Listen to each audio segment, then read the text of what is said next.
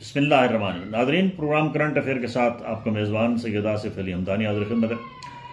ناظرین، الحیات کے متاثرین کے اوپر بار بار پروگرام کرنے کا مقصد یہ ہے کہ بہت سے ایسے لوگ ہیں جن کے چولہے بجھ چکے ہیں اور جن کی زندگی کی جمع پونجی جو ہے وہ اس کمپنی کی نظر ہو چکی ہے۔ الحیات کی جو سی او صاحب سے میری ملاقات ہوئی تھی، اس کا جو پارٹ 2 ہے وہ میں آپ سے ڈسکس کرنا چاہ رہا ہوں۔ جو ان سے میری تفصیلی ملاقات ہوئی اس میں نے ان سے پوچھا کہ آپ کی کمپنی کا ڈاؤن فال کی بڑی وجہ کیا ہے، تو انہوں نے کہا کہ سب سے بڑی وجہ یہ ہے کہ جو ہمارا جو یہ پوائنٹ سسٹم تھا، یعنی کہ آپ نے کمپنی کے ذمہ آپ کے کچھ بقایا جات تھے تو کمپنی نے آپ کو پوائنٹ دے دیے۔ آپ آگے وہ لیڈر کیا کرتے تھے کہ وہ اس پوائنٹ لے کر وہ کیش پیسے جو ہے وہ اپنے پاس رکھ کے وہ پوائنٹس میں اس کو ایڈجسٹ کروا لیتے تھے، جس کی وجہ سے کمپنی کے اکاؤنٹ میں پیسے نہیں جا رہے تھے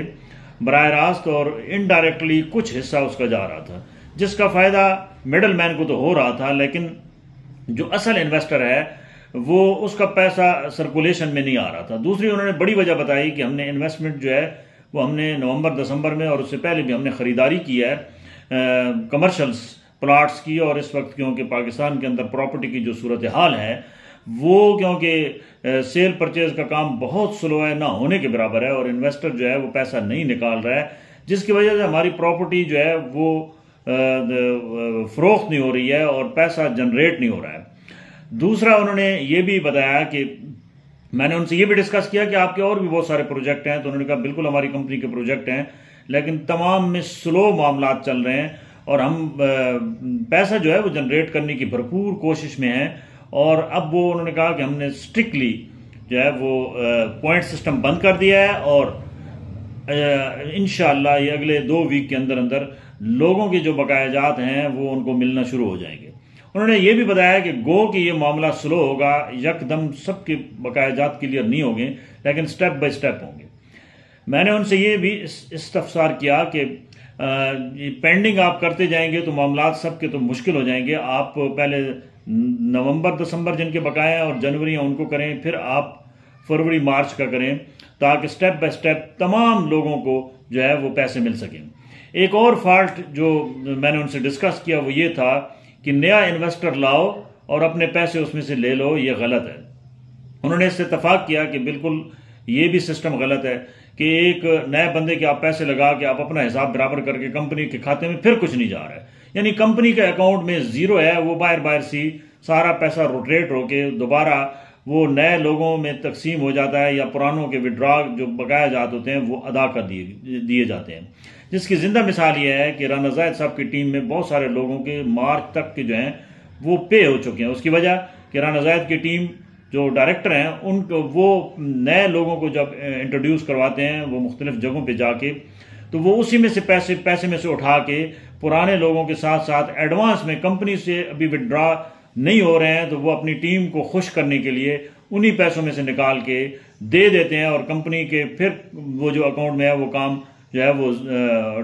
نہ ہونے کے برابر ہو جاتا ہے، جس کی وجہ سے کمپنی کے اوپر قرض چڑھ رہا ہے، جبکہ وہ پیسہ روٹیٹ ہو کے وہ ایک سے دوسرے کی جیب میں جا رہا ہے اور اس کا کمپنی کو کوئی خاطر خواہ فائدہ نہیں ہے۔ آج جو ہمارے پاس اطلاعات آ رہی ہیں وہ یہ ہیں کہ سی او صاحب آج رات کو بیٹھ رہے ہیں اور وہ نئی حکمت عملی کے ساتھ وڈرال جو ہے وہ کل سے اوپن ہو رہا ہے، اور اگلے 3-4 روز میں جو کچھ دسمبر اور جنوری کا ہے وہ میرے خیال میں پہلے کلیئر ہوگا، اور دوسرے سٹیپ میں پھر فروری مارچ اور پھر اپریل ہوگا۔ تو یہ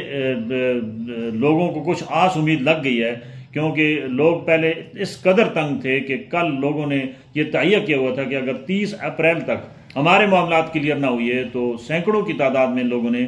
دفتر کے اندر جا کے دھرنے کا بھی پروگرام بنایا ہوا تھا، اور مجھ سے بھی بہت سارے لوگوں نے اپروچ کی ہوئی تھی، اور تحریری طور پہ بھی لوگوں نے اپنے اکاؤنٹس اور مجھ سے شیئر کی ہوئی ہیں درجنوں کے حساب سے کہ ان کے جمع پونجی جو ہے وہ کس طریقے سے اس کمپنی میں انویسٹمنٹ ہوئی ہے، اور پھر وہ لوگ اب ان کا صبر کا پیمانہ لبریز ہو چکا ہے، اور بہت سارے ایسے لوگ ہیں جنہوں نے اپنے عزیز و اقارب کے پیسے خصوصی طور پہ اپنے لگانے کے ساتھ ساتھ انہوں نے اپنی فیملی کے لوگوں کی گارنٹیاں اپنی گارنٹی دے کر ان کے پیسے لگوائے ہیں۔ اب فیملی ممبرز ان کو تنگ کر رہے ہیں، اور یہ بالکل ان کا حق بھی بنتا ہے، کیونکہ لوگوں نے سب سے زیادہ جو متاثر ہو رہے ہیں وہ چھوٹے انویسٹر ہو رہے ہیں، کیونکہ بڑے انویسٹر کے پاس تو مال پانی ہے۔ اب یہ جو 2 لاکھ والا ہے، لاکھ والا ہے، 3 لاکھ والا ہے، 5 لاکھ والا ہے، 10 لاکھ والا ہے، یہ پریشان ہے کیونکہ ان بیچاروں نے کسی نے کوئی اپنی گھر کی کوئی چیز بیچی ہے، کسی نے جناب کوئی کمیٹی ڈال کے وہ کمیٹیاں اس کے سر پڑ گئی ہیں اور پیسے اس کو نہیں ملے ہیں، جس کی وجہ سے وہ پریشان ہے۔ تو سی او صاحب، آپ سب سے پہلے چھوٹے انویسٹرز کا ایک ترتیب بنائیں، پہلے چھوٹے انویسٹرز کو کلیئر کریں، کیونکہ کروڑوں والوں نے تو کروڑوں کمائے ہیں آپ کی کمپنی سے، لیکن چھوٹے انویسٹرز خصوصی طور پہ جن کی انویسٹمنٹ نومبر میں ہوئی ہے، دسمبر میں ہوئی ہے، ان کو کچھ نہیں ملا، ان کی بیسک اماؤنٹ کے ساتھ ساتھ ان کو پروفٹ بھی نہیں مل رہا ہے اور وہ سخت پریشانی کے عالم میں۔ آپ کوئی ایسی ترتیب بنائیں کہ سب سے پہلے آپ سمال، پھر اس کے بعد میڈیم اور پھر اس کے بعد جو لارج ہیں ان میں یہ پیسہ برابر میں تقسیم کریں مساویانہ طور پہ، اور ان لوگوں کو بھی ضرور آپ آن بورڈ کریں جن انویسٹرز نے پیسہ دیا ہے۔ مزید انویسٹمنٹ اس لیے نہیں دے رہے ہیں کہ کمپنی ان کو ریٹرن نہیں کر رہی ہے، اور ان کے جو اوپر لیڈر ہیں وہ بھی اس لیے وہ خود شش و پنج میں ہیں کہ اگر ہم مزید انویسٹمنٹ اگر کسی کی کراتے ہیں تو کیا گارنٹی ہے کہ کمپنی واپس کرے گی یا نہیں کرے گی۔ لہٰذا ضرورت اس امر کی ہے کہ تمام کو آن بورڈ کیا جائے، جو لوگ سمجھ لو کہ ابھی بھی ورک آؤٹ کر رہے ہیں ان کو بھی دیں، اور جو پینڈنگ ہیں ان کو لازمی آپ آن بورڈ کریں تاکہ وہ متحرک ہو جائیں۔